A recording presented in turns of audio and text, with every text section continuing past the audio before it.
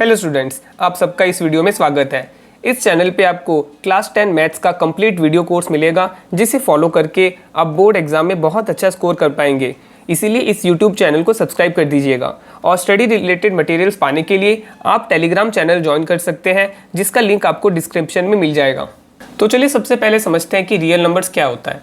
हम real numbers को combination of rational numbers and irrational numbers कह सकते हैं। रैशनल नंबर्स वो नंबर होते हैं जिनको हम p/q फॉर्म में लिख सकते हैं और यहाँ पर q is not equal to 0 होना चाहिए, क्योंकि हम कोई भी नंबर को 0 से नहीं डिवाइड नहीं कर सकते। डिनोमिनेटर जो है वो कभी भी 0 नहीं हो सकता, लेकिन न्यूमिनेटर 0 हो सकता है। जैसे 0 जो है एक रैशनल नंबर है, क्योंकि हम 0 को 0/1 लिख सकते हैं, राइट। यहाँ पर आप देख सकते हैं फर्स्ट एग्जाम्पल में ही 5/7 क्या एक रैशनल नंबर है। उसके बाद आप देख सकते हैं ये जो डेसिमल वाला नंबर है, ये वाला इसका जो डेसिमल एक्सपांशन एक इस तरह का है। ये डेसिमल नंबर आप देख सकते हैं, ये वाला है terminating, right. Terminating decimal expansion जिसका होता है उसको हम कहते हैं रैशनल नंबर।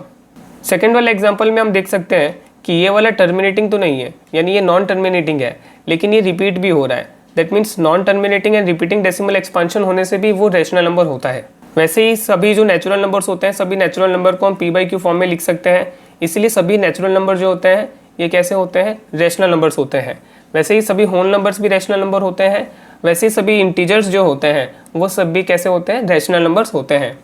और इरेशनल नंबर्स क्या होता है, इरेशनल नंबर ऐसे नंबर होते हैं जिसको कि हम p/q फॉर्म में नहीं लिख सकते हैं। रैशनल नंबर्स को p/q फॉर्म में लिख सकते हैं, लेकिन इरेशनल नंबर्स को p/q फॉर्म में नहीं लिख सकते। और एक बात यहाँ पर p और q अगर आप पूछेंगे क्या है, तो यहाँ पे p और q क्या है, p और q इंटीजर्स है। p भी इंटीजर है और q भी एक इंटीजर है। इंटीजर मतलब ये जो होल नंबर सबके सब आ जाते हैं उसमें, और नेचुरल नंबर के नेगेटिव वाले नंबर आते हैं, जैसे -1, -2, -3। तो ये सभी नंबर जो इंटीजर्स होते हैं। इरेशनल नंबर का एग्जांपल क्या होगा, जैसे पाई हो गया, √3 हो गया। इनका जो डेसिमल एक्सपांशन होता है ये किस टाइप का होता है, यहाँ पर आप एग्जाम्पल में देख सकते हैं कि ये वाला चीज़, ये वाला नॉन टर्मिनेटिंग भी है, साथ में रिपीट भी नहीं हो रहा है, यानी नॉन रिपीटिंग भी है। तो जिन नंबर का decimal expansion non terminating and not repeating होता है उसको हम इरेशनल नंबर्स कहते हैं। वैसे यहाँ पर आप देख सकते हैं √3 एक इरेशनल नंबर है, लेकिन उसको हमने एक रैशनल नंबर से मल्टीप्लाई किया, तो इसका जो रिजल्ट आएगा यानी 7√3 जो है ये एक टोटल इरेशनल नंबर हो जाएगा। वैसे ही अगर हम इस इरेशनल नंबर के साथ रैशनल नंबर ऐड भी करेंगे ना, तो इसका जो रिजल्ट आएगा कैसा आएगा, इरेशनल नंबर ही आएगा। वैसे ही जब हम एक रैशनल नंबर को इरेशनल नंबर्स के साथ डिवाइड करते हैं तभी भी रिजल्ट क्या आएगा, इरेशनल नंबर आएगा। वैसे जब हम एक इरेशनल नंबर को रैशनल नंबर के साथ डिवाइड करते हैं तब रिजल्ट क्या आएगा, इरेशनल नंबर ही आएगा। नेचुरल नंबर्स को हम दो कैटेगरी में रख सकते हैं, पहला है प्राइम नंबर्स और दूसरा है कॉम्पोजिट नंबर्स। प्राइम नंबर्स ऐसे नंबर्स होते हैं जिनका सिर्फ 2 ही फैक्टर्स होता है। जैसे आप यहाँ पर 2 देख सकते हैं, 2 का सिर्फ 2 ही फैक्टर है। क्या क्या, एक तो खुद 2 है और एक फैक्टर है 1। यानी फैक्टर्स यानी क्या होता है कि ये नंबर कौन से टेबल में आता है, तो 2 किसके टेबल में आता है, एक तो 2 के टेबल में आता है और एक 1 के टेबल में आता है। उसी तरह से आप देख सकते हैं 17 का भी 2 ही फैक्टर है, एक तो 17 हो गया और एक 1 हो गया। लेकिन 4 जो, अगर हम 4 को देखेंगे, 4 सिर्फ 2 के टेबल में नहीं आता, क्योंकि 4 के टेबल में तो आता है, 4 1 के टेबल में भी आते हैं, साथ ही 4 2 के टेबल में आ रहा है। तो यहाँ पर आप देख सकते हैं 4 2 के अलावा और एक के टेबल में आते हैं जो कि है 3। दैट मीन्स जो नंबर के मोर देन 2 फैक्टर्स होते हैं उनको कॉम्पोजिट नंबर कहते हैं। जैसे 12 का अगर हम देखेंगे क्या क्या फैक्टर्स होता है, ये 1 के टेबल में आता है, 2 के टेबल में आता है, 3 के टेबल में आता है, 4 के टेबल में आता है, 6 के टेबल में आता है और 12 के टेबल में आता है। तो यहाँ पर भी आप देख सकते हैं कि 12 के कितने फैक्टर है, मोर देन 2 फैक्टर्स है, राइट। दैट मीन्स अगर हम प्राइम नंबर देखेंगे तो प्राइम नंबर के सिर्फ 2 ही फैक्टर्स होंगे, लेकिन अगर हम कॉम्पोजिट नंबर देखेंगे, कॉम्पोजिट नंबर के मोर देन 2 फैक्टर्स होते हैं। अगर हम 1 की बात करें, 1 भी एक नेचुरल नंबर है, 1 के सिर्फ एक ही फैक्टर होता है, 1 तो सिर्फ 1 के टेबल में ही आता है, 1 × 1 होता है, राइट। दैट मीन्स 1 को हम प्राइम भी नहीं कह सकते और हम इसे कॉम्पोजिट भी नहीं कह सकते। अगर कोई नंबर प्राइम नंबर है तो उसके पास ओनली 2 फैक्टर्स होना चाहिए, कॉम्पोजिट नंबर के लिए मोर देन 2 फैक्टर होना चाहिए। लेकिन 1 के पास सिर्फ एक ही फैक्टर है जो कि 1 होता है। फिर और एक चीज़ हम यहाँ पे नोटिस कर सकते हैं, यहाँ पर 2 ही एक अकेला इवन नंबर है जो कि प्राइम नंबर है, राइट। और बाकी कोई भी अगर हम प्राइम नंबर देख लेंगे तो वो इवन नंबर नहीं होगा, क्योंकि ऑब्वियसली चीज़ है, अगर 2 के अलावा कोई और इवन नंबर आ जाता है तो उसका ऑब्वियसली एक और फैक्टर जो कि 2 है वो तो होगा ही। जैसे यहाँ पे 4 एक फैक्टर है, 1 एक फैक्टर है, लेकिन 4 क्योंकि इवन है तो 4 का एक फैक्टर 2 होना ही वाला है, क्योंकि जो भी इवन नंबर्स होते हैं वो सभी क्या होते हैं, डिविजिबल बाई 2 होते हैं, राइट। 2 के अलावा जो बाकी प्राइम नंबर्स है वो सब आपको ऑड मिल जाएगा, क्योंकि ऑड नंबर जो होता है वो डिविजिबल बाई 2 नहीं होता। 2 के टेबल में कभी भी ऑड नंबर नहीं आता। हम 2 में कुछ मल्टीप्लाई करके 3 नहीं ला सकते, वैसे ही 5 एक ऑड नंबर है, 5 को अगर हम 2 से डिवाइड करते हैं, 5 भी 2 से डिविजिबल नहीं है, यानी हम 2 में कुछ मल्टीप्लाई करके 5 नहीं ला सकते। और जब हम डिविजिबल की बात करते हैं, डिविजिबल की जब हम बात करते हैं तब रिमाइंडर 0 आना चाहिए, पॉइंट में आंसर आने से नहीं होगा। जैसे अगर हम 5/2 करते हैं तो ये क्या आता है, 2.5 आता है। यहाँ पर आंसर होल नंबर में आना चाहिए, राइट, होल नंबर में आता है तभी हम इसको डिविजिबल कहेंगे। जैसे 6/2 क्या होता है, 3 होता है, यहाँ पर आंसर होल नंबर में आ रहा है ना, इसीलिए हम कहेंगे कि 6 जो है वो 2 से डिविजिबल है। लेकिन हम ये नहीं कह सकते कि 5 2 से डिविजिबल है, क्योंकि डिवाइड करने से आंसर होल नंबर नहीं आ रहा है ना, होल नंबर आने से डिविजिबल कहते हैं, राइट। नेक्स्ट चलिए समझते हैं कि थ्योरम 1.1 क्या है। इस थ्योरम को हम कहते हैं फंडामेंटल थ्योरम ऑफ अरिथमेटिक।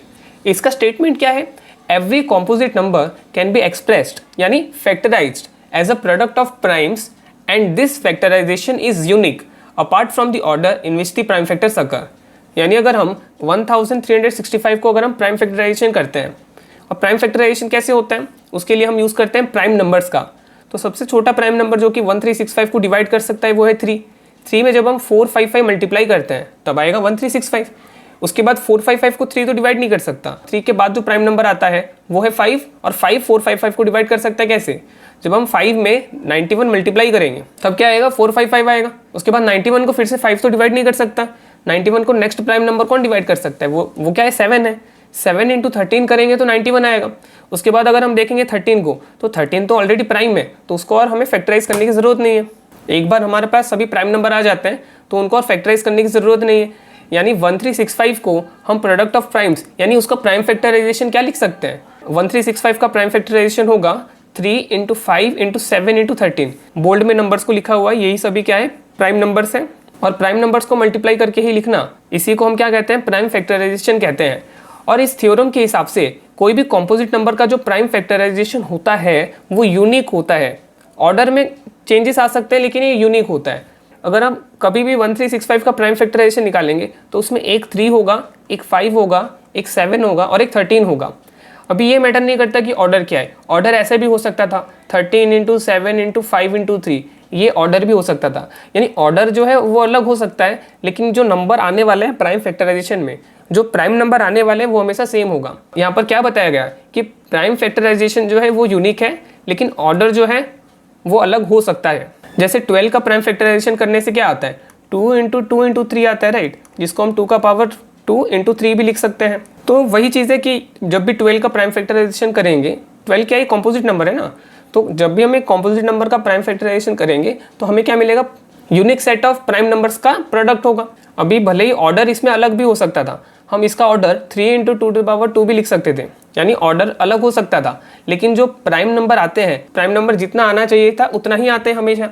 चलिए एक एग्जांपल करके थ्योरम को अप्लाई करते हैं। Consider the number 4n where n is a natural number. Check whether there is any value for n for which 4n ends with the digit 0. यहाँ पर हमें एक नंबर दिया है 4n और हमें चेक करना है कि अगर हम n के जगह पे कुछ नेचुरल नंबर सपोज पुट करते हैं तब इसका एंडिंग 0 से हो सकता है क्या। सपोज हम n के जगह पे 1 लेके देखते हैं तो n = 1 हो जाने से 4 कितना होगा, 4 होगा। तो यहाँ पर आप देख सकते हैं एंडिंग 0 नहीं है। एंडिंग मतलब जो वंस प्लेस है यानी जो यूनिट्स प्लेस है वो 0 यहाँ पे नहीं है। वैसे अगर हम n = 2 लेके देखेंगे तो 4 का पावर 2 कितना होता है, 4 × 4 16। तो यहाँ पर भी देख सकते हैं एंडिंग 0 नहीं है। तो ऐसे तो नेचुरल नंबर तो बहुत सारे हैं ना, तो हम कितना नेचुरल नंबर पुट करके देखेंगे, ये तो पॉसिबल नहीं है। तो हमें एक तरीका पता होना चाहिए जिससे कि हम ये बता पाए कि एंडिंग 0 होगा या नहीं होगा। अगर किसी के प्राइम फैक्टराइजेशन में 2 और 5 दोनों आता है तो डेफिनेटली वो नंबर जो है वो 0 में एंड करेगा, क्योंकि 2 × 5 क्या होता है, 10 होता है ना, तो उसके एंडिंग में 0 आ जाता है। सपोज हम एक नंबर लिखते हैं 50 टू द पावर n हमें दिया है और बोला है कि n एक नेचुरल नंबर है। फिर पूछा है कि क्या ये नंबर, क्या 50 टू द पावर n और n एक नेचुरल नंबर होगा, तो क्या ये एंडिंग करेगा 0 से, ये डेफिनेटली एंडिंग करेगा 0 से, क्योंकि 50 का प्राइम फैक्टराइजेशन क्या होता है, 2 × 5 × 5 होता है, राइट, और इसका पावर n है तो हम यहाँ पर भी पावर n लिख देंगे, राइट। तो यहाँ पर डेफिनेट सी चीज़ है, इसमें हमेशा ये 0 से एंड करेगा। यानी 0 से एंड होने के लिए प्राइम फैक्टराइजेशन में एक 2 और एक 5 तो मिनिमम होना ही चाहिए, उसके अलावा कुछ भी हो वो चलेगा। और यहाँ पर हम एग्जांपल लेके भी देख सकते हैं। अगर हम 50 का पावर 1 रखते हैं यानी n = 1 लेते हैं तो ये क्या आ रहा है, 50 आ रहा है, एंडिंग 0 से हो रहा है। n = 2 लेने से भी हम देख सकते हैं कि 50 का पावर 2 कितना होता है, ये होता है 2500, यहाँ पर भी एंडिंग 0 से हो रहा है। तो बस हमें ये देखना है कि प्राइम फैक्टराइजेशन में 2 और 5 आ रहा है कि नहीं। बाकी ये हमें n का वैल्यू पुट करके चेक करने की ज़रूरत नहीं पड़ेगी। चलिए अब समझते हैं कि इसका स्टेटमेंट हम किस तरह से लिखेंगे। अच्छा, तो इसको हम सबसे पहले क्या लिखेंगे, if 4n were to end with the digit 0 and with the digit 0, then the prime factorization of 4n must contain primes 2 and 5,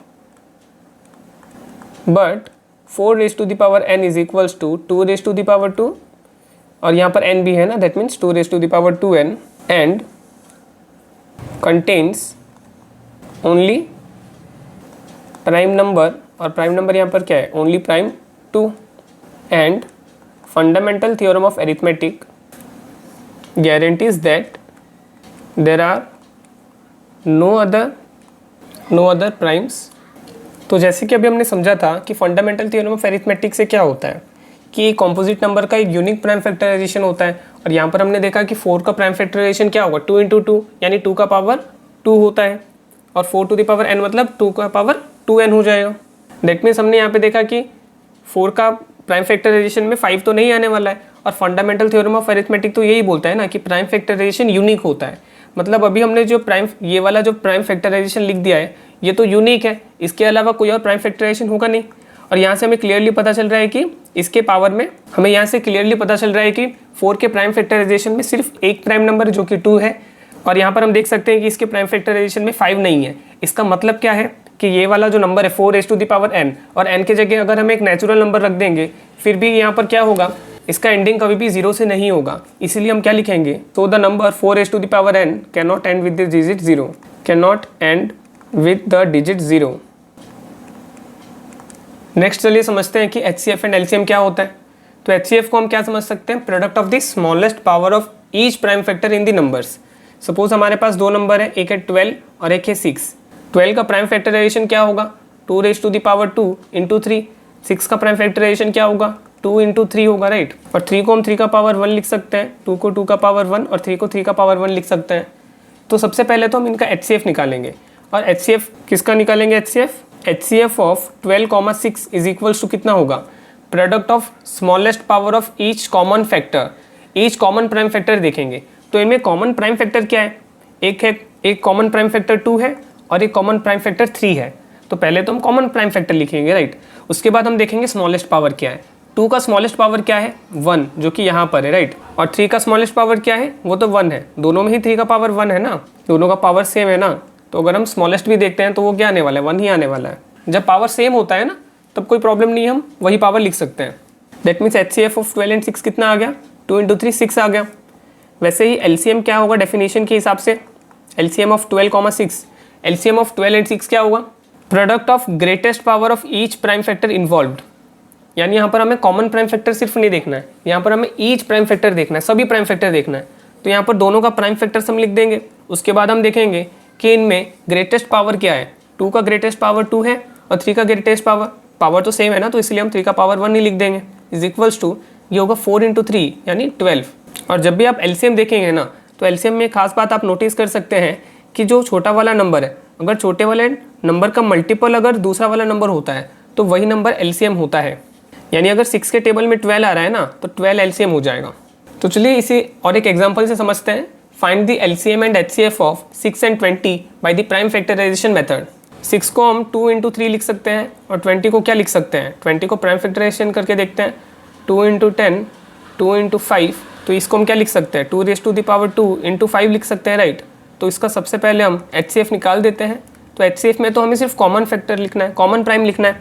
तो कॉमन प्राइम यहाँ पर क्या है, 2 है, और 2 का जो छोटा पावर है वो कितना है, 1, यानी HCF कितना आ जाएगा, 2 आ जाएगा। इसको हम लिखेंगे HCF of 6 and 20 is equals to इतना। उसके बाद हम लिखेंगे LCM of 6 and 20 is equals to, LCM के लिए सभी प्राइम फैक्टर लिखना है। तो यहाँ पर देख सकते हैं कि 6 में क्या क्या है, 2 और 3 है, तो 2 और 3 लिख दो। उसके बाद यहाँ पर 20 में 2 है जो कि हमने पहले से लिख दिया है, और एक 20 में 5 भी है, तो 5 भी हमें लिख देना है। यानी जब हम HCF निकालते हैं तो HCF के लिए हमें सिर्फ क्या करना है, जो कॉमन फैक्टर है उसी को लिखना है, फिर उसका लोएस्ट पावर लिखना है। और यहाँ पर आप लोएस्ट पावर देख सकते हैं जो कि है 2⁻1, राइट। 1 है इसका लोएस्ट पावर। एलसीएम के लिए आपको कॉमन फैक्टर सिर्फ नहीं देखना है, यहाँ पर आपको सभी का सभी प्राइम नंबर लिख देना है। एलसीएम के लिए बड़ा पावर देखना है, तो 2 का बड़ा पावर कितना है, 2 है। 3 का बड़ा पावर, यहाँ पर 3 तो सिर्फ एक ही है, यानी 3 का बड़ा पावर अगर हम वैसे भी देखते हैं तो 1 होगा। यहाँ पर 5 एक ही है, 5 का बड़ा पावर देखने की जरूरत नहीं है, तो यहाँ पर हम 5 का पावर 1 ले लेंगे। इज इक्वल्स टू, ये क्या हो जाएगा, 2⁻2 कितना होता है 4, 4 × 3 12, 12 × 5 60 हो जाएगा। आप एक इंपॉर्टेंट नोट देख सकते हैं यहाँ पर, अगर हमारे पास 2 पॉजिटिव इंटीजर है, एक पॉजिटिव इंटीजर a है और दूसरा पॉजिटिव इंटीजर b है, तो अगर हम HCF of a and b निकालते हैं और LCM of a and b निकालते हैं और उनको मल्टीप्लाई कर देते हैं, तो उसका आंसर जो है वो किसके साथ इक्वल आएगा पता है, वो इक्वल आएगा प्रोडक्ट ऑफ द 2 नंबर्स के साथ। यानी 2 नंबर को मल्टीप्लाई करने से जितना आता है, दोनों नंबर के LCM और HCF को मल्टीप्लाई करने से भी उतना ही आता है। और ये कंडीशन जो है आपको याद रखना है, सिर्फ 2 ही पॉजिटिव इंटीजर्स के लिए काम आएगा। आप इस कंडीशन को 3 पॉजिटिव इंटीजर्स के लिए नहीं लिख सकते, ये कंडीशन सिर्फ 2 पॉजिटिव इंटीजर के लिए वैलिड होगा। चलिए अभी हमने जो नोट समझा, हम एग्जांपल करके समझते हैं। Find the HCF of 96 and 404 by the prime factorisation method, hence find the LCM। मैंने आपको जो HCF और LCM निकालने का जो मेथड बताया है, ये वाला एक कंपैरेटिवली ईजियर मेथड है। अगर आपको कोई और मेथड पता है HCF और LCM निकालने का, आप उस मेथड से भी HCF और LCM निकाल सकते हैं। 96 का HCF निकालेंगे तो पहले 96 का हम प्राइम फैक्टराइजेशन कर देते हैं, तो ये क्या होगा 2 × 4 8, 2 × 8 16, 2 × 24 is equals to 48, 2 × 12 is equals to 24, 2 × 6 is equals to 12, 2 × 3 is equals to 6। यानी 96 का प्राइम फैक्टराइजेशन क्या हो गया, 2 × 1 2 3 4 5, 2⁻5 × 3⁻1। वैसे ही 404 का प्राइम फैक्टराइजेशन क्या होगा देखते हैं, 404, 2 × 202, 2 × 101। तो फिर 404 का क्या प्राइम फैक्टराइजेशन आया, 2 × 2 का पावर 2 × 101। 101 एक प्राइम नंबर है, इसलिए उसको हम प्राइम फैक्टराइजेशन और नहीं कर सकते। तो सबसे पहले हमें क्या निकालना था, HCF निकालना था। तो फिर HCF ऑफ 96 एंड 404 क्या आएगा, हमें सिर्फ कॉमन प्राइम फैक्टर देखना है। तो कॉमन प्राइम फैक्टर यहाँ पर क्या आ रहा है, वो आ रहा है 2, और 2 का छोटा पावर देखना है। 2 का छोटा पावर यहाँ पर 2 है, तो यहाँ पर HCF कितना आ जाएगा 4। फिर LCM ऑफ 96 एंड 404 कितना होगा, इसके लिए हम सभी प्राइम फैक्टर लिखेंगे। तो यहाँ पे प्राइम फैक्टर क्या क्या है, 2, 3 और 101, राइट। फिर 2 का जो सबसे बड़ा वाला पावर है वो कितना है, 5 है। 3 का बड़ा पावर देखेंगे, लेकिन 3 तो एक ही है, तो हम 3 का पावर 1 लिख देंगे। 101 का बड़ा पावर देखने की ज़रूरत नहीं है, क्योंकि यहाँ पे वो तो एक ही है, तो इसलिए हम यहाँ पर इसका जो पावर है वही पावर लिख देंगे, यानी 101 का पावर 1 लिख लेंगे। तो इसका LCM कितना आएगा। ये तो तरीका हुआ जो कि मैंने आपको पहले बताया था कि आपको सभी प्राइम फैक्टर लिख के उसके बाद आपको बड़ा वाला पावर देखना है। लेकिन अभी हमने जो नोट देखा था, और नोट में हमने क्या देखा था कि HCF ऑफ 2 नंबर्स जो है, HCF ऑफ 2 नंबर्स 96 एंड 404 जो है, इनटू LCM ऑफ 2 नंबर्स क्या है 96 एंड 404 जो है, ये क्या होगा, प्रोडक्ट ऑफ द 2 नंबर्स होगा। यानी प्रोडक्ट ऑफ 2 नंबर यानी 96 × 404 होगा, राइट। और इस फॉर्मूला को यूज़ करके हमें अगर LCM निकालना है, तो सबसे पहले तो HCF हमने ईजिली निकाल दिया था। उसके बाद हमें अगर LCM निकालना है, LCM ऑफ 96 एंड 404 निकालना है, तो ये कितना होगा, 96 × 404 इतना हुआ, राइट। यहाँ पर जो 4 मल्टीप्लाई होकर है वो दूसरी तरफ जाके डिवाइड होगा, तो ये क्या हो जाएगा, 4 अगर मल्टीप्लाई है यहाँ पर डिवाइड होने से 404 के साथ हम कट कर सकते हैं। ये होगा 4 1 ज़ा 4, 4 0 ज़ा 0, 4 1 ज़ा 4, यानी इसका आंसर क्या आएगा 96 × 101। यानी ये फिर से क्या आ जाएगा, LCM आ जाएगा 9696। नेक्स्ट है find the HCF and LCM of 6, 72 and 120 using prime factorisation method. तो सबसे पहले हम क्या लिख सकते हैं, 6 इज इक्वल्स टू 2 × 3 लिख सकते हैं। वैसे हम 72 को क्या लिख सकते हैं, 2 × 3 6, 2 6 ज़ा 12, 2 × 18 36, 2 × 9 18, 3 × 3 9। यानी हम 72 को क्या लिख सकते हैं, 2⁻³ × 3⁻² लिख सकते हैं। 120 को हम क्या लिख सकते हैं, 2 6 ज़ा 12, 2 0 ज़ा 0, 2 × 3 6, 2 × 15 30, 3 × 5 15। यानी 120 को हम क्या लिख सकते हैं, 2⁻³ × 3 × 5 लिख सकते हैं, राइट। जिसका पावर कुछ नहीं है, मतलब क्या, उसका पावर 1 है, राइट। तो HCF यहाँ पर क्या आएगा, HCF ऑफ 6, 72 एंड 120 कितना आएगा। HCF के लिए हमें सिर्फ कॉमन फैक्टर दिखना है। कॉमन प्राइम फैक्टर यहाँ पर सिर्फ क्या है, 2 है और एक 3 है। 2 का लोएस्ट पावर अगर आप देखें तो क्लियरली वो 1 है, 3 का लोएस्ट पावर क्लियरली आप देखेंगे तो वो 1 है। तो HCF क्या आ जाएगा, 2 × 3 6 आ जाएगा। उसके बाद LCM क्या आएगा, 6, 72 और 120 का, ये होगा इज इक्वल्स टू एलसीएम के लिए हमें सभी प्राइम फैक्टर लिखना है, तो सभी प्राइम फैक्टर हम लिख देंगे क्या क्या है 2, 3 और 5। फिर 2 का हाईएस्ट पावर हम क्लियरली देख सकते हैं वो 3 है, 3 का हाईएस्ट पावर हम देख सकते हैं 2 है, और 5 तो अकेला है तो उसका हाईएस्ट पावर देखने की ज़रूरत नहीं है। तो 5 का पावर 1 है तो 5 का पावर हम 1 लिख देंगे डायरेक्ट। इक्वल्स टू ये कितना आएगा मल्टीप्लाई करने से, ये हो जाएगा 360। नेक्स्ट हमें करना है express each number as the product of its prime factors, यानी हमें इन सब का प्राइम फैक्टराइजेशन करना है। तो आप वीडियो को पॉज करके इन क्वेश्चन को सॉल्व कर सकते हैं, उसके बाद आप सॉल्यूशन देख सकते हैं। 140 का प्राइम फैक्टराइजेशन क्या होगा, 2 × 7 14, फिर 2 × 35 70, 5 × 7 35, यानी हम 140 को क्या लिख सकते हैं 2 raised to the power 2 × 5 × 7 लिख सकते हैं। वैसे 156 को हम क्या लिख सकते हैं 2 × 7 14, 2 × 8 16, 2 × 3 6, 2 × 9 18, 3 × 1 3, 3 × 3 9, यानी हम 156 को क्या लिख सकते हैं 2 raised to the power 2 × 3 × 13। फिर 3825 को हम क्या लिख सकते हैं, यहाँ पर आप देख सकते हैं कि ये एक ऑड नंबर है, इसलिए ये 2 से डिविजिबल नहीं होगा। 3 की डिविजिबिलिटी के लिए हम क्या करेंगे, इन सबको ऐड करके देखेंगे।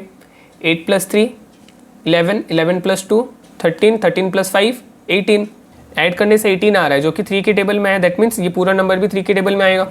3 1 = 3, 3 2 = 6, 2 रिमाइंडर बचेगा 22, 3 7 = 21, 22 - 21 1, 1 5 15, 3 5 = 15 होता है। वैसे ही इसको भी आप डिविजिबिलिटी टेस्ट देख सकते हैं, 3 से डिविजिबल है, 3 6 = 12, फिर 3 2 = 6, 3 5 = 15। फिर यहाँ पर आप देख सकते हैं ऐड करने से ये 3 के टेबल में नहीं आ रहा है, डायरेक्टली ये 5 के टेबल में आएगा। यूनिट प्लेस में यहाँ पर आप देख सकते हैं 5 है तो ये डेफिनेटली 5 के टेबल में आएगा। 5 1 = 5, फिर 5 2 = 10, 5 5 = 25, देन फिर से 5 के टेबल में आ रहा है ये। 5 2 = 10, 5 5 = 25, फिर से 5 के टेबल में 5 5 = 25। दैट मीन्स हम 3825 को हम क्या लिख सकते हैं 3 raised to the power 2 × 5 raised to the power 4 लिख सकते हैं। 5005 को हम कैसे करेंगे, ये तो डेफिनेटली हम देख सकते हैं ना तो 2 के टेबल में आ रहा है ना कि 3 के टेबल में आ रहा है, डायरेक्टली 5 के टेबल में आएगा। तो 5 × 1001 और 1001 ये क्या है एक प्राइम नंबर है, दैट मीन्स 5005 को हम क्या लिख सकते हैं 1001 × 5 लिख सकते हैं। उसके बाद 7429 को हम कैसे लिख सकते हैं, तो ये वाला जो नंबर है ये डायरेक्टली 17 के टेबल में आएगा। अगर हम 17 को मल्टीप्लाई करेंगे किससे 437 से तो ये आएगा 7429। 17 के बाद ये 19 के टेबल में आएगा। 19 में अगर हम 23 मल्टीप्लाई कर देंगे तो 437 आ जाएगा। उसके बाद 23 एक प्राइम नंबर है, इसके लिए हम और आगे सॉल्व नहीं करेंगे।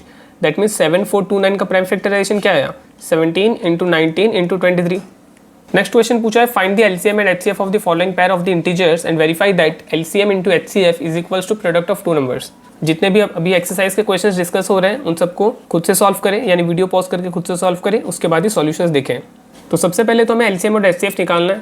तो 26 को हम प्राइम फैक्टराइजेशन करेंगे तो क्या होगा 26 होता है 2 × 1 2, 2 × 3 6, तो 26 को हम लिख सकते हैं 2 × 13।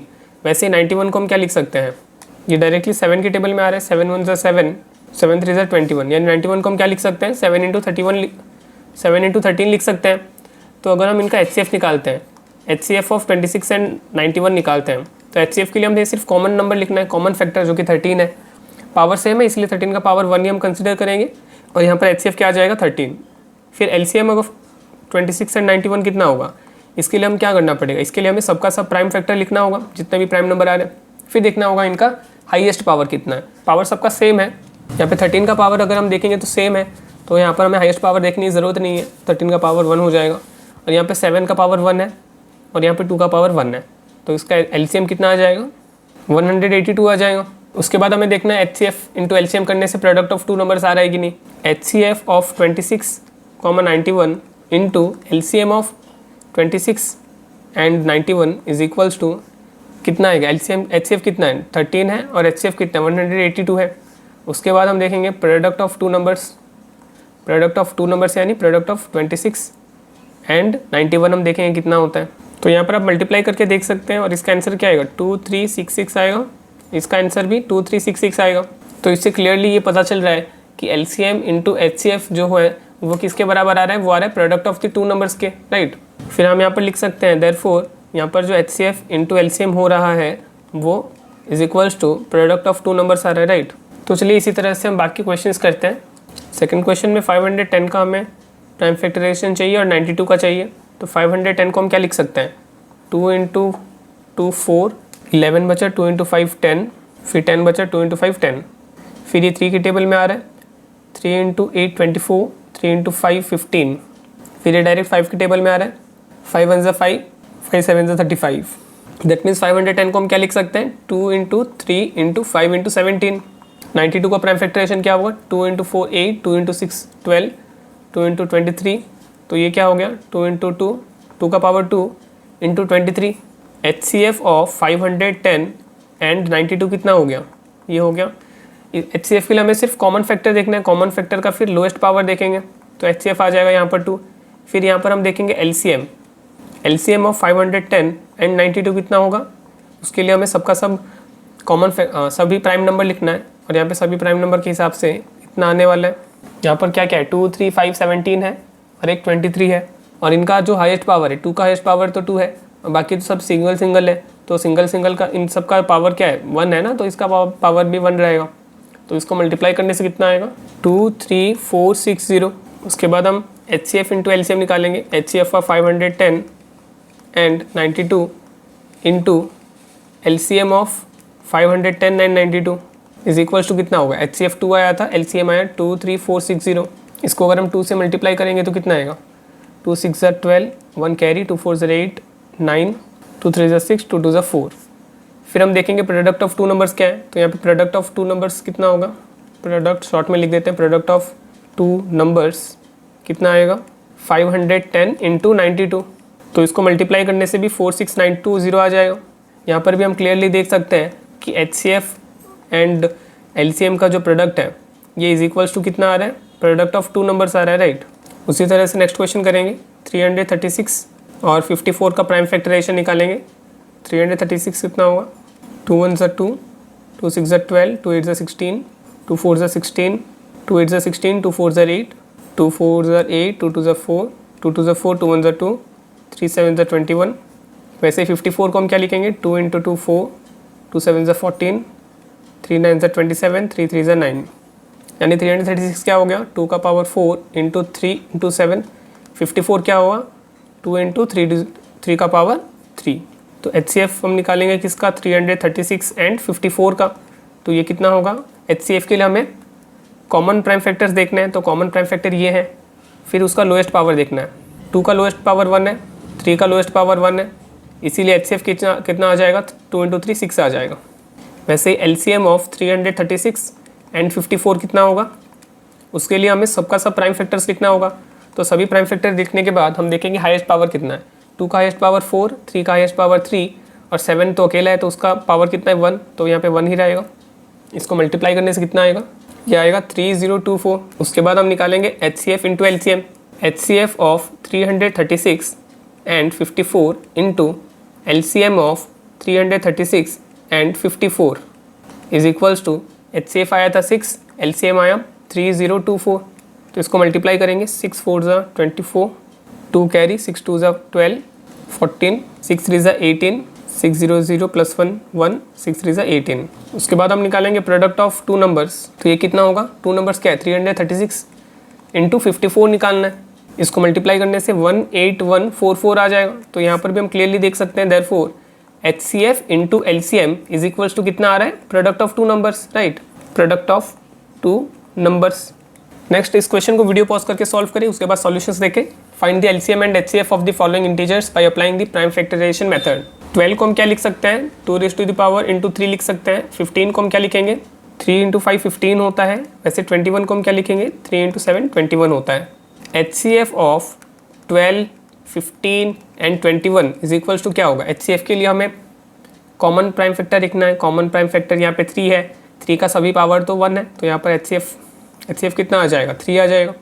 फिर LCM ऑफ 12, 15 एंड 21 कितना होगा, इसके लिए हमें सभी का सभी प्राइम फैक्टर लिखना है। तो यहाँ प्राइम फैक्टर क्या है, 2 है, 3 है, 5 है और 7 है। फिर 2 का हाईएस्ट पावर 2 है, 2 तो अकेला है ना, तो उसका पावर 2 है तो 2 लिखेंगे। 3 का हाईएस्ट पावर, 3 तो अकेला है, 3 का पावर क्या है 1। 5 अकेला है, उसका पावर 1 है। 7 भी अकेला है, उसका पावर 1 है। 2 का पावर 2 मतलब 2 इंटू 2 होता है। देखते हैं, इसको स्प्लिट करके मल्टीप्लाई करके सॉल्व करते हैं। 3 इंटू 7 क्या होता है 21, और 21 इंटू अगर हम 2 कर देंगे तो ये क्या हो जाएगा 42, राइट। फिर 5 इंटू 2 कितना होता है 10 होता है, यानी 42 इंटू 10 क्या होता है 420। तो आप इस तरह से अलग अलग नंबर को कन्वीनियंस के हिसाब से सॉल्व करेंगे तो आप इजीली मल्टीप्लाई कर पाएंगे। उसके बाद नेक्स्ट क्वेश्चन में आप देख सकते हैं कि सभी प्राइम नंबर दिया है। 17 क्या होगा 17 इंटू 1 हो जाता है, तो खाली 17 लिखने से भी चलेगा। 23 क्या होता है 23 इंटू 1 होता है, प्राइम नंबर है ना, तो प्राइम नंबर को हम क्या और फैक्टराइज करेंगे, इसके तो सिर्फ 2 ही फैक्टर होते हैं 1 एंड इट सेल्फ। 29 इंटू 1 लिखेंगे।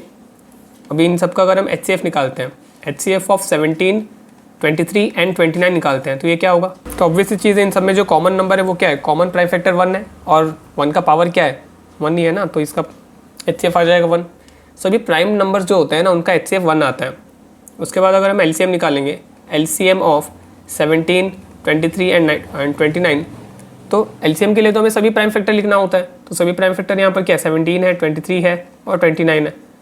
और यहाँ पर अगर हम प्राइम फैक्टराइजेशन लिखते हैं ना तो यहाँ पर हमें 1 लिखने की ज़रूरत नहीं है, ये बस HCF को समझने के लिए हमने 1 लिखा था। लेकिन प्राइम फैक्टराइजेशन में अगर हम प्राइम फैक्टराइजेशन की बात करते हैं, प्राइम 1 एक प्राइम नंबर नहीं है ना, तो उसे प्राइम फैक्टराइजेशन में लिखने की ज़रूरत नहीं है, फिर भी आप चाहो तो लिख सकते हो। तो इसको मल्टीप्लाई करने से कितना आ जाएगा 11339। नेक्स्ट थर्ड नंबर में हमें दिया है 8 को हम क्या लिख सकते हैं 2 का पावर 3, फिर 9 को क्या लिख सकते हैं 3 का पावर 2, 25 को क्या लिख सकते हैं 5 का पावर 2।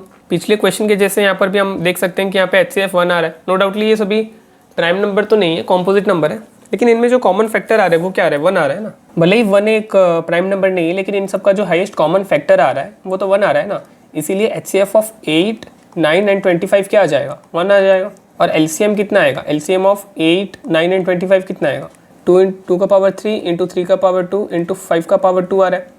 यानी सिंपली हम कह सकते हैं 8 इंटू 9 इंटू 25 आ रहा है, जो कि कितना होगा 25 इंटू 8 करते हैं तो 200 आता है, 200 इंटू 9 करेंगे तो 1800 आ जाएगा। चलिए नेक्स्ट इसको करते हैं। हमें यहाँ पर HCF दे दिया है 9, हमें LCM निकालना है।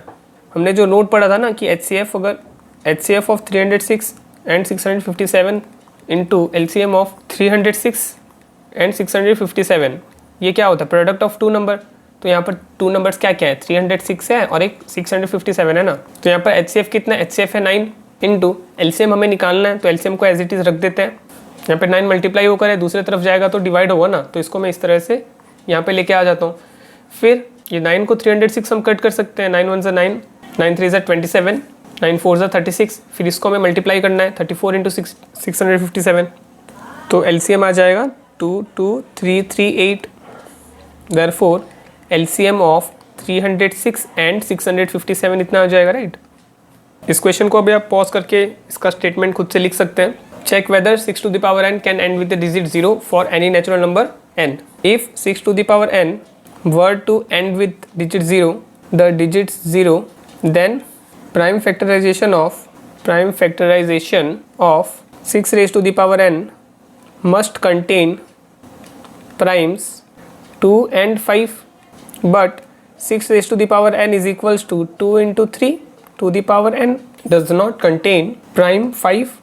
And fundamental theorem of arithmetic guarantees that there are no other primes. So 6 to the power n cannot end with the digit 0 for any natural number n. Next question में पूछा है कि explain why. यहाँ पर 2 number दिया है 7 into 13 7 into 11 into 13 plus 13 and 7 into 6 into 5 into 4 into 3 into 2 into 1 plus 5 are composite numbers. हमने समझा था कि कॉम्पोजिट नंबर जो होते हैं उनके मोर देन 2 फैक्टर्स होते हैं। तो अगर हम इन दोनों नंबर का मोर देन 2 फैक्टर शो कर देते हैं तो ये डेफिनेटली कॉम्पोजिट नंबर होगा। तो सबसे पहले हम क्या करेंगे 7 इंटू 11 इंटू 13 प्लस 13 को हम कॉम्पोजिट नंबर शो करेंगे। तो इसको करने का आसान तरीका क्या है कि हम पहले 13 कॉमन निकाल देंगे। यहाँ पर फर्स्ट टर्म और सेकेंड टर्म में से 13 कॉमन आ जाएगा। फर्स्ट टर्म में बचेगा 7 इंटू 11, सेकेंड टर्म में बचेगा 1। 7 इंटू 11 कितना होता है 77, 77 प्लस 1 कितना होता है 78। 13 को तो हम प्राइम फैक्टराइजेशन नहीं कर सकते, लेकिन 78 को कर सकते हैं। 78 कितना होता है 2 इंटू 3 6, 2 इंटू 9 18, 3 इंटू 13 39। तो यहाँ पर हम क्लियरली देख सकते हैं कि यहाँ पर जो गिवन नंबर था, गिवन नंबर का मोर देन 2 फैक्टर है, राइट। 1 तो इसका फैक्टर होगा ही, लेकिन यहाँ पर हम देख सकते हैं कि इसके कितने सारे फैक्टर हैं। एक 13 है, एक 2 है और एक 3 है और 1 भी फैक्टर है। तो इसको हम क्या लिख सकते हैं, 13 का पावर 2 इंटू 2 इंटू 1 इंटू 3 भी है यहाँ पर। ऑर्डर मैटर नहीं करता है, आप इस तरह से लिख सकते हैं। ये तो कॉम्पोजिट नंबर प्रूव हो गया। वैसे ही अगर हम 7 into 6 into 5 into 4 into 3 into 2 into 1 plus 5 को अगर हम कॉम्पोजिट प्रूव करना चाहते हैं तो यहाँ पर हम देख सकते हैं कि फर्स्ट टर्म में और सेकेंड टर्म में इनमें 5 कॉमन आ रहा है। तो फर्स्ट टर्म में 5 कॉमन आने से क्या बचेगा, 7 into 6 into 4 into 3 into 2 into 1। और सेकेंड टर्म में क्या बचेगा, सेकेंड टर्म में 5 कॉमन आ गया तो यहाँ पे 1 बचेगा, राइट। तो इसको मल्टीप्लाई करने से आ रहा है 1008 plus 1 is equals to 5 into ये होगा 1009। 1009 तो एक प्राइम नंबर है, इसीलिए उसको हम और प्राइम फैक्टराइजेशन नहीं कर सकते। लेकिन यहाँ पर भी हम देख सकते हैं कि ये जो गिवन नंबर दिया है इसके मोर देन 2 फैक्टर्स है ना, एक तो 5 हो गया, एक तो 1009 हो गया और एक 1 हो गया, तो इसको भी हम कॉम्पोजिट नंबर बोल सकते हैं। फिर हम क्या लिखेंगे, since the given numbers has more than 2 factors thus the given numbers are composite number, thus the given numbers, ये शॉर्ट में लिख दिया मैंने, thus the given numbers are composite। आप इस तरह से लिख सकते हैं। चलिए इस एक्सरसाइज के लास्ट क्वेश्चन को करते हैं। There is a circular path around a sports field.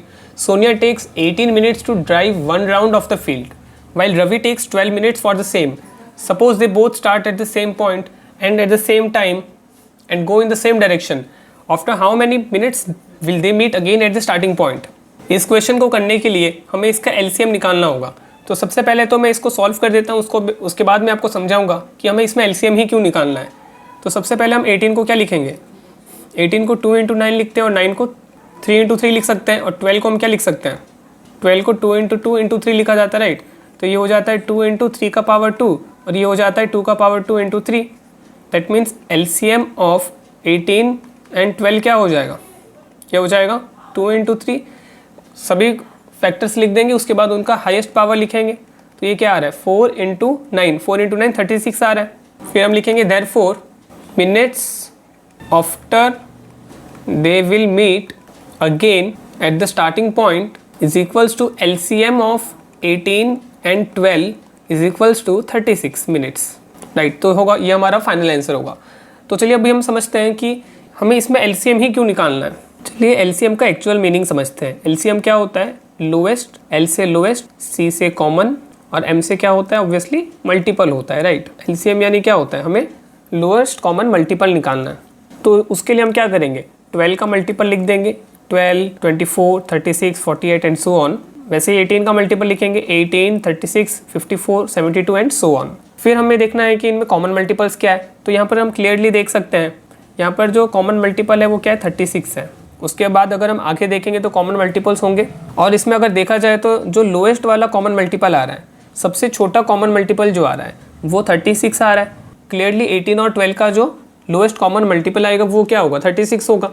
और ये हमने प्राइम फैक्टराइजेशन मेथड से भी करके देखा कि एलसीएम ऑफ 18 एंड 12 क्या आ रहा है, 36 आ रहा है। तो इसका इस क्वेश्चन के साथ क्या रिलेशन है, क्योंकि क्वेश्चन में हमें क्या बोला है कि सोनिया जो है वो एक राउंड को 18 मिनट्स में कवर कर सकती है। तो उस हिसाब से हम समझ सकते हैं कि 2 राउंड में सोनिया कितना कवर करेगी, 36 मिनट। 2 राउंड 36 मिनट में कवर करेगी और 3 राउंड्स 54 मिनट्स में कवर करेगी। यानी ये मल्टीपल्स ऑफ 18 होने वाले हैं, राइट। वैसे ही रवि कितना राउंड कंप्लीट करेगी, एक राउंड 12 मिनट में कवर कर रही है दिया है, तो उस हिसाब से वो 2 राउंड्स 24 मिनट में कवर करेगी और 3 राउंड्स 36 मिनट में कवर करेगी। यानी ये मल्टीपल ऑफ 12 है। अगर हम यहाँ पर एक चीज़ देखें तो वो लोग अगर सेम टाइम पे स्टार्ट करते हैं, मतलब अगर ये वाला अगर हम स्टार्टिंग पॉइंट मान लेते हैं, ये वाला हम रवि और सोनिया का स्टार्टिंग पॉइंट मान लेते हैं, तो सोनिया को तो एक राउंड कंप्लीट करने में 18 मिनट लगेगा, लेकिन रवि को एक राउंड कंप्लीट करने में कितने मिनट लगेंगे, 12 मिनट्स लगने वाले हैं, राइट। सोनिया का 2 राउंड कंप्लीट हो गया होगा तो उसका कितना हुआ होगा, 36 मिनट हुआ होगा। लेकिन रवि का 36 मिनट में 3 राउंड कंप्लीट हो गया होगा, राइट।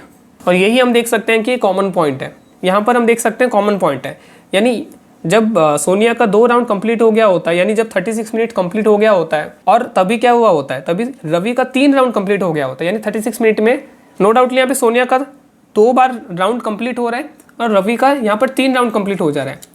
लेकिन हम यहाँ पर देख सकते हैं कि 36 मिनट के बाद वो दोनों स्टार्टिंग पॉइंट में मीट कर रहे हैं, राइट। और इसीलिए हमने यहाँ पर एलसीएम निकाला है। तो यहाँ पर वीडियो का एंड हो चुका है, और वीडियो अच्छा लगा हो तो वीडियो को लाइक कर दीजिए, अपने फ्रेंड्स के साथ शेयर कीजिए। बाकी आने वाले वीडियोस को देखने के लिए चैनल सब्सक्राइब कर दीजिए। मिलते हैं अगले वीडियो में। इस वीडियो को देखने के लिए धन्यवाद।